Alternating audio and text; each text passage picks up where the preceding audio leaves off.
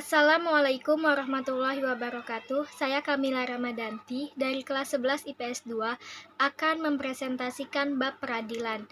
A. Peradilan agama di Indonesia. 1. Pengertian. Peradilan adalah suatu lembaga pemerintahan yang ditugaskan untuk menyelesaikan atau menetapkan keputusan atas setiap perkara dengan adil berdasarkan hukum yang berlaku. 2. Dasar hukum. A. Al-Quran. Allah berfirman dalam surah An-Nisa ayat 65. B. Hadis Imam Al-Bukhari 6805. C. Ijma'. 3. Tugas dan fungsi peradilan. A. Mendamaikan dua pihak yang bersengketa. B. Menetapkan sanksi dan menerapkannya kepada pelanggar hukum. C. Menciptakan amar ma'ruf dan nahi mungkar. D. Dapat melindungi jiwa, harta, dan kehormatan masyarakat. 4. Unsur-unsur dalam peradilan. A. Hakim adalah orang yang diangkat oleh pemerintah untuk menyelesaikan perselisihan dalam bidang perdata.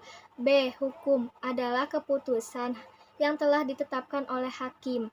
C. Hak adalah kewenangan dan kekuasaan yang benar untuk berbuat sesuatu.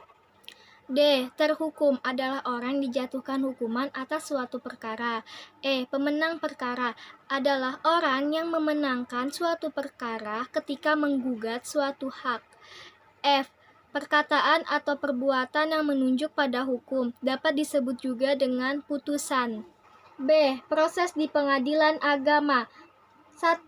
Kewenangan hakim. Hakim bertugas menyelesaikan masalah hukum atas permintaan yang telah diajukan oleh seseorang.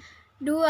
Proses penyelesaian perkara. Dakwaan seseorang akan diterima oleh hakim manakala yang ditutup adalah haknya dan membela hak-hak dari orang lain.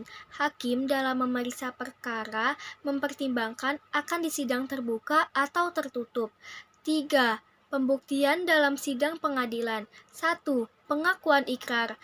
Pengakuan harus diucapkan atau dituliskan tergugat dalam keadaan sehat, berakal, balik, tidak dipaksakan, dan tidak ada atas pengampunan. 2. Barang bukti adalah segala sesuatu yang ditunjukkan oleh penggugat untuk memperkuat kebenaran dakwaannya.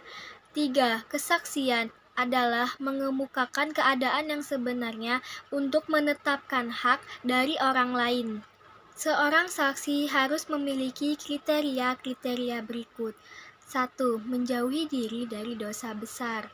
2. Menjauhi diri dari kebiasaan dosa kecil. 3. Menjauhi diri dari perbuatan bid'ah. 4. Dapat mengendalikan diri dan jujur pada saat marah. 5. Berakhlak mulia.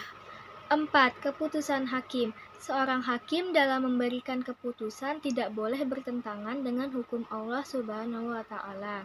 Putusan hakim dapat berupa perkataan atau tindakan, juga dapat berupa penerapan hukum-hukum yang telah ada dan bukan menetapkan suatu hukum. C. Proses banding. Banding dalam suatu perkara ditangani oleh Qadhi Qudah, yaitu orang yang ditunjuk dan berwenang meninjau kembali keputusan hakim di bawahnya. Isi dari putusan banding dapat berupa 1. Memperkuat keputusan jika keputusan terdahulunya benar.